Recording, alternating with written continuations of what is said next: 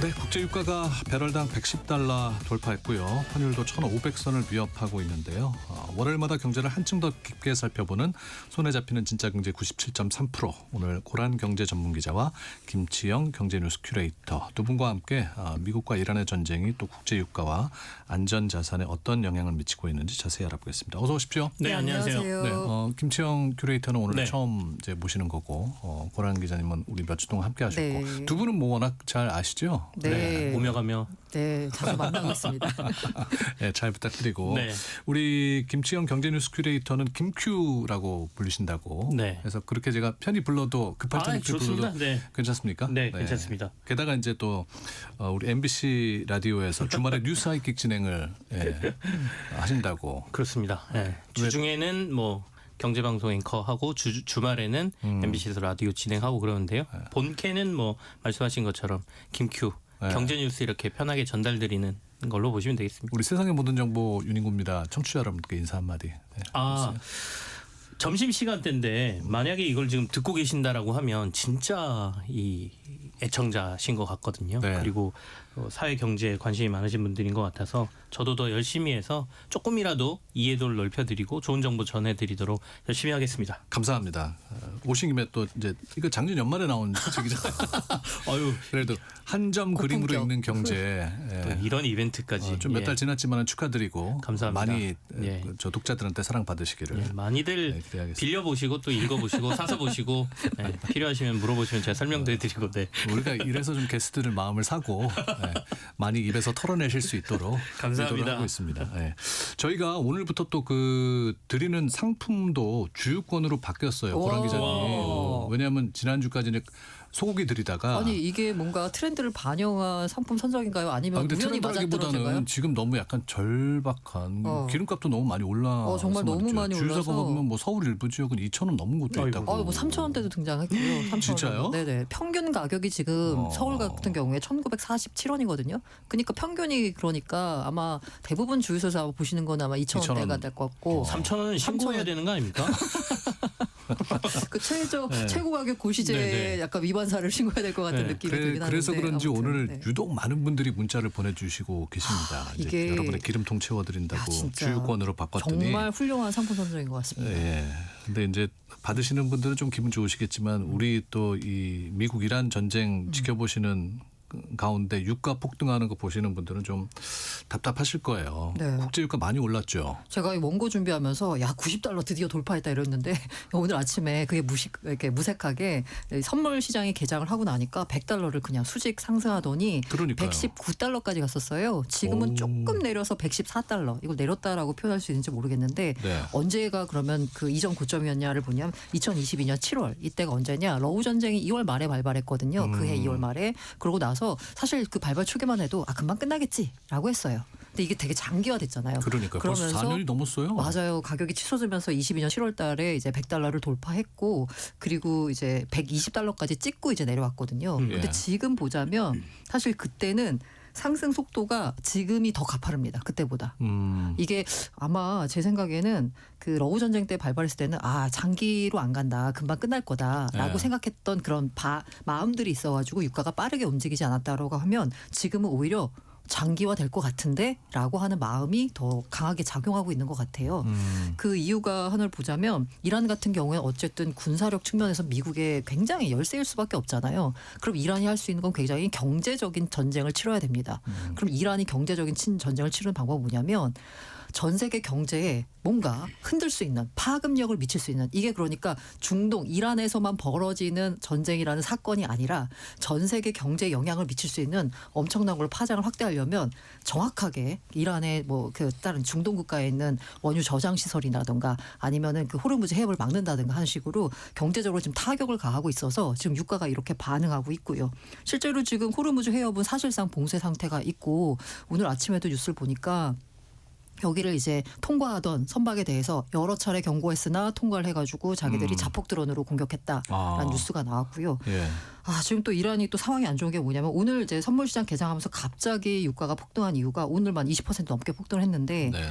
이게 차기 지도자로 하메네이의 차남이 했는데 이 무스타파가 아버지보다 더 강성이라는 이제 그 알려져 있잖아요. 예. 그러다 보니까 진짜 이거 정말 오래 가겠는데라고 하면서 유가가 반응한 것 같고요. 그래서 오피넷 기준으로 보자면 이제 국제유가 말씀드려도 아마 실감이 잘 안 나실 것 같으니까 오피넷이라고 한국 석유공사에서 그 운영하고 있는 앱이 있거든요. 여기 들어가 보시면 아마 전국 평균 가격 그리고 지역 평균 가격, 지역이면 우리 같은 경우에 이제 서울이 되겠죠. 그리고 요 근처에서 가장 싸게 주유를 할 수 있는 곳 이런 정보가 나오거든요. 네.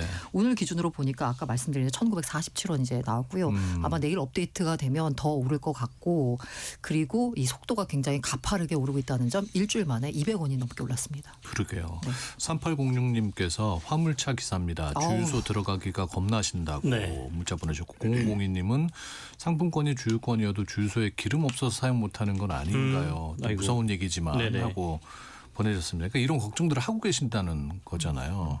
게다가 우리 고란계께서 말씀하신 것처럼 이게 장기화가 되지 않을까라는 우려가 많은 것 같아요. 그러면서 이렇게 가격이 급하게 오르고 있는 상황인 거고요. 이러다 보니까 일부 이제 장기화가 될 것이다라고 하니까 사실 뭐 사재기도 이제 벌어지고 있는 상황이고 특히 이제 장기화가 되면 걱정이 뭐냐면 지금 어떻게 보자면 이 가격이 오르고 있는 이유 중에 하나가 뭐냐면 지금 이미 전쟁 발발 초기에는 뭐 금방 끝나겠지라고 하면서 원유 생산을 예정대로 하면서 그 저장유 시설을 계속 채워나가고 있었어요.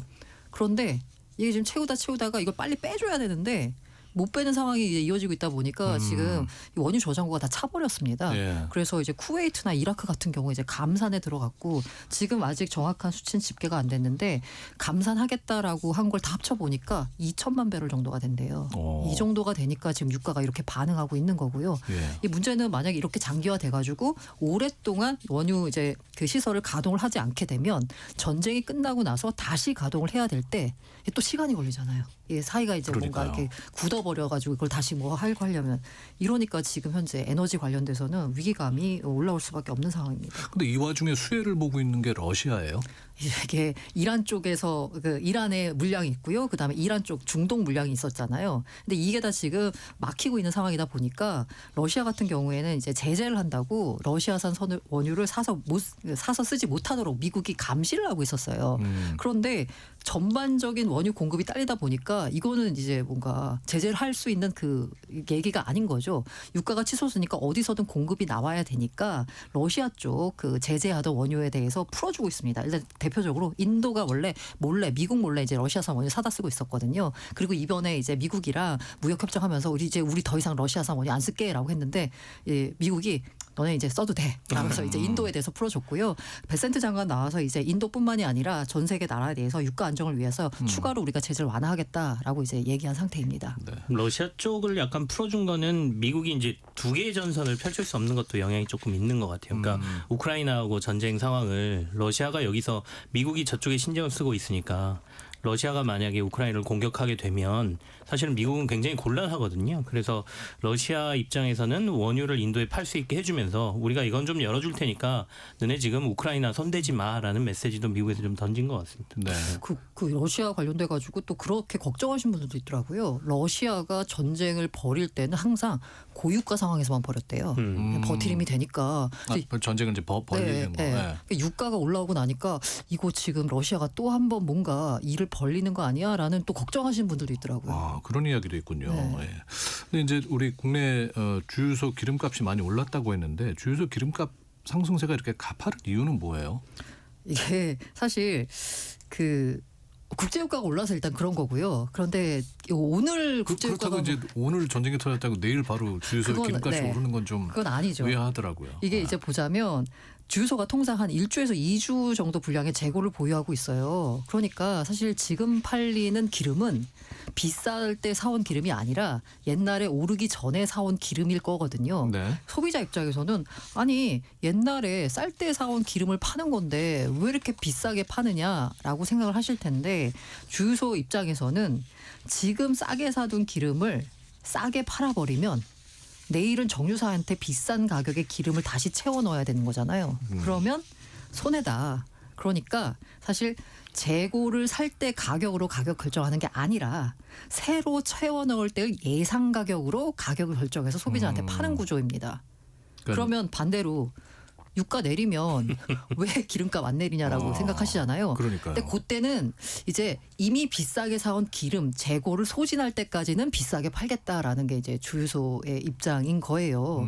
근데 요게 이제 주유소는 어쨌든 이렇게 되는 거고 그래서 이제 왜 이렇게 기름값 빨리 오르냐라고 하면 이제 두 가지 주체가 이제 주로 비난의 대상이 됩니다. 하나는 정유업계, 하나는 주유업계인데 지금 현재 벌어지고 있는 상황을 보자면 양쪽이 서로를 비난하고 있습니다. 정유업계는 그건 주유소가 판매 가격을 결정하는데 주유소가 지금 폭리를 취하는 거다라고 했고 주유소 입장에서는 정유사에서 공급 가격을 올려버리니까 우리는 어쩔 수 없다라는 입장으로 서로가 지금 맞대결하고 있는 상황에서 말씀드린 대로 일주일 만에 리터당 200원 넘게 올랐고요. 이러니까 정부가 최고 가격 고시제라는 시장 경제에서는 조금 찾아보기 힘든 정부가 가격을 결정하는 이 조치를 취할 수도 있다라는 발언을 한 상태입니다. 네. 최고 가격 고시제라는 게 뭡니까? 이게 석유사업법에 따라서 유가가 급격히 등락할 때 국민 생활 안정이 필요할 때 정부, 이건 산업부 장관입니다. 직접 판매 가격의 상한선 최고가를 정할 수 있습니다. 그런데 이게 저도 몰랐는데 유가가 97년에서야 자유화가 됐대요. 그 이전에는 정부가 이렇게 정해줬다고 하네요. 제가 잘 몰랐는데. 아, 그렇군요. 네. 그래서 97년에 유가가 자유화된 이후에 29년 동안 단 한 번도 시행된 적이 없습니다. 근데 아까 최고가격 고시제가요. 석유사업법에 근거했다라고 하는데 더 윗법은 물가안정법에 있거든요. 네. 그러니까 이 최고가격 고시는 유가뿐만이 아니라 다른 곳에서도 이제 물가안정법에 따라 시행할 수 있는데 이 대표적으로 연탄 가격 같은 경우에요. 88년부터 2003년까지 15년간 단 1원도 올리지 않고 최고가격을 동결했다라고 해요. 그리고 우리 이제 코로나 때 여러 가지 마스크나 자가진단 키트나 폭등했잖아요. 그때 22년도에 그 키트 판매 가격을 개당 6,000원으로 제한한 조치를 한시적으로 시행한 적이 있었습니다. 그런데 유가 관련돼서는 기름값 관련돼서는 요거 한 번도 시행한 적이 없고요. 네. 우리 김큐께서는 이 최고 가격 고시제가 시행이 되면은 기름값이 잡힐 거라고 보세요? 일단은 정부가 가격을 정하니까요. 그 이상 올릴 수가 없으니까. 시장에서는 그 가격의 효과가 있긴 하겠지만 이걸 진짜로 시행할 거냐는 다른 문제인 것 같습니다. 좀 우려의 목소리도 있는 것 같아요. 그럼요. 그러니까 왜냐하면 정부가 어떤 기준으로 가격을 정할 수 있느냐의 문제도 있고 지금 만약에 전쟁이 정말 장기화되고 유류 공급이 부족해지는 상황이 된다라고 하면 이 제도를 시행할 수밖에 없는 상황이 나올 수도 있지만 그것도 아닌데 시행한다라고 그러면 시장 경제의 문제도 생기거든요. 그러니까 우리가 가격이 시장에서 맞춰져서 오른다라는 거는 그럼으로써 수요를 줄이는 효과도 있거든요. 근데 정부가 가격을 낮게 계속 유지하면 계속해서 사람들은 기름을 쓸 텐데 그러면 나중에 진짜 수급 문제가 생겼을 때 이 공급량을 어떻게 조절할 것이냐 문제도 있어서 제가 보기에는 정부가 아까 말씀하신 우리가 지금까지 느꼈던 유가 이렇게 오를 때는 가격을 빨리 올리고 내릴 때는 늦게 내리네라는 시장의 의구심을 그러지 말라는 경고 사인 조치로 생각해요. 우리 이것까지 맞아요, 쓸 수도 맞아요. 있어. 그러니 하지 마. 너네 진짜 그렇게 하면 나중에 진짜 큰일 난다라는 경고지. 정부가 진짜 이 카드를 쓰기 위해서 이 말을 꺼냈다. 이렇게 보기는 좀 힘들 것 같아요. 실제로 이게 되게 재밌는 게 뭐냐면 유가가 오른 게 국제 유가가 오른 게 사실 지난주 주 초반보다는 주 후반에 더 급격하게 올랐거든요. 네. 그런데 국내 휘발유 가격 상승세는 주 초반에 오히려 더 가파르게 올랐고요. 주 후반이 되니까 더 이게 약간 평평하게 오르긴 올랐는데 더 상승세가 더 둔화됐어요. 네. 이게 아까 말한 정부의 일종의 구두 개입 같은 것 때문에 그렇게 나타난 현상이 아닌가라는 생각이 들고 있고요. 쓸 수도 있어 라고 하는 카드인 것 같고 실제로 지금 정부가 하고 있는 건 어쨌든 가짜 석유 판매, 네. 내전 매석 이런 불법 석유 유통행위 근절을 위한 주유소 특별 점검에 나섰다라고 합니다. 네. 뭐 지금 오늘 오전에 청와대에서도 뭐 긴급 점검회의 하고 있다 그러는데 거기서 아직 무슨 어떤 하겠다 안 했다 결과가 나온 건 아니죠? 네네 아직까지는. 네. 4423님께서 1970년대 오일 쇼크 생각이 난다고 하시면서 제7광구 영일만에서 원유 나온다고 국민들이 흥분했었다고 그 문자 보내주셨습니다. 7689님 택시기사인데요. LPG도 가격이 오릅니다. 맞아요. 손님은 눈에 띄게 줄었고 가스 가격은 인상되고 이중고네요 하시면서 또 우려의 목소리를 전해주셨습니다. 우리 김치영 큐레이터에게 좀 물어볼게요. 이제 금융시장 변동성도 함께 커졌습니다. 이번 그렇습니다. 전쟁으로 인해서. 네.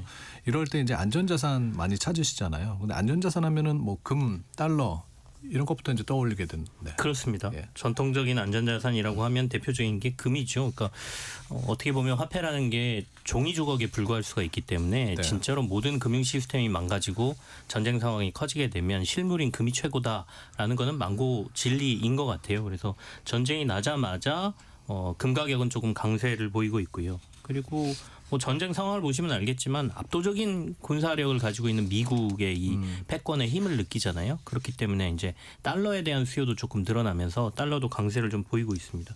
근데 이제 우리가 보통 안전자산이라고 하면 몇 가지를 더 생각하거든요. 네. 전통적으로는 미국 국채도 안전자산이다라고 얘기하고요. 일본의 엔화도 달러하고 비슷하게 금융위기라든지 뭐 이런 상황이 되면 도리어 강세를 보이는데 이번에는 이제 금하고 미국 달러는 안전자산처럼 조금 전쟁 이후에 강세를 보이지만 미국 국채하고 엔화는 좀 반대적인 흐름을 보이고 있거든요. 그러니까 국채 같은 경우에는 미국이 이제 전쟁 비용 워낙 많이 쓰기 때문에 앞으로 그러면 국채 발행 늘려야겠네. 예. 그럼 이거 수익률 떨어지겠구나. 뭐 이런 생각을 하는 것 같고요.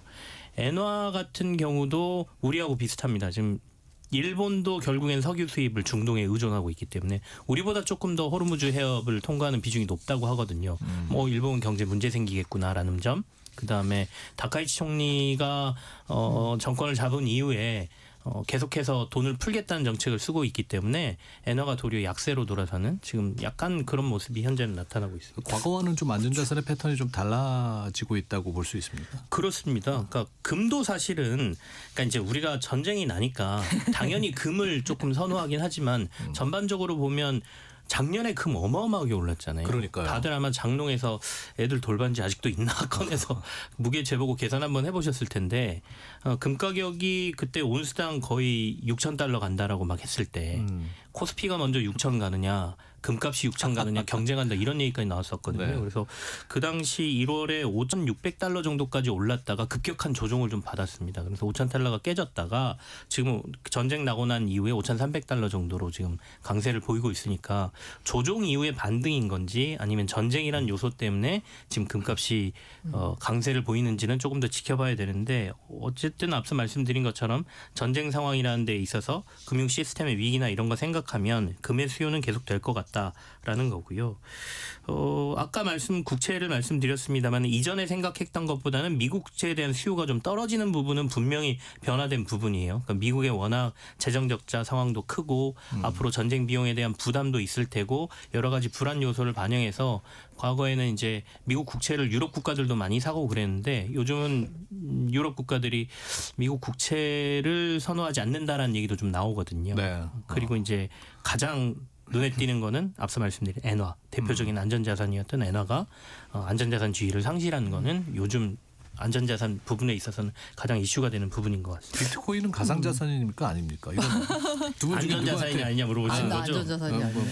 물어봐야 어떨 때는 돼요. 안전자산이라 그러고요. 어떨 때는 안전자산이 아니라고는 하는데 저보다 훨씬 전문가 많이- 고란 기자가 이제 전문가시니까 근데 보면 그때 이제 러우 전쟁 막 났을 때 실제로 그 전쟁 당사국에 있는 분들은 여기서 내가 지폐를 가지고 있는 것보다는 만약에 탈출했을 경우에 사용할 수 있는 게 무엇인가라고 했을 때 이 가상화폐를 많이 떠올려서 그 당시에 가상화폐 좀 강세를 보였었잖아요. 그러니까 환전을 가상화폐로 해가지고 이걸 가지고 국외로 탈출할 때 어디서든 사용할 수는 있으니까 그런 수요로서는 조금 있는 것 같은데 전반적으로 요즘은 금융시장이 크게 흔들리면 가상자산도 지금 같이 떨어지기 때문에 이걸 안전자산으로 봐야 되나라는 의문은 조금 있습니다. 그 안전자산을 지향하지만 현실은 이제 위험자산으로 취급받고 있고요. 그 아까 안전자산이 달라진 거 아니냐, 패턴이 달라진 거 아니냐라고 했을 때 저는 지금의 위기를 두 가지로 봐야 된다고 하는데 하나는 지정학적 위기가 있고 하나는 금융위기가 있거든요. 근데 지금은 이제 지정학적 위기이기 때문에 과거 금융위기 때 나타났던 안전자산 선호에 대한 패턴이 지금 조금 다르게 나타난다라는 생각이 들고요. 금값 같은 경우에는 사실 이렇게 지정학적 위기 생기면 바로 이제 반응을 했어야 되는데 그렇게 크게 반응하지 못한 이유는 저는 이미 많이 올라서 네, 너무 높은 수준입니다. 금값 자체가. 우리 시간이 한 30초 정도 남아서요. 네. 김주영 큐레이터가 이럴 때 좀 투자자들께서는 어떤 점을 유의하셔라. 네. 사실은 되게 독특한 거는 요즘 스위스 프랑이 굉장히 강세입니다. 그러니까 아까 이제 미국 국채 안 산다고 말씀드렸잖아요. 그러니까 사람들이 달러 수요도 좀 줄고 유럽 국가들이 도리어 중립국지위에 있고 근보유량 많은 스위스 프랑을 좀 투자한다고 하거든요. 원래 1대1 정도에서 달러하고 10년 전에 거래되던 게 지금 달러 1대 0.78, 0.79의 스위스 프랑 거래되거든요. 오늘 얘기까지는 여기서 하고 네. 이어서 하겠습니다. 김치혁 큐레이터 고란 경제 전문 기자였습니다. 고맙습니다. 감사합니다. 네, 감사합니다. 1시 2부에서 뵙겠습니다.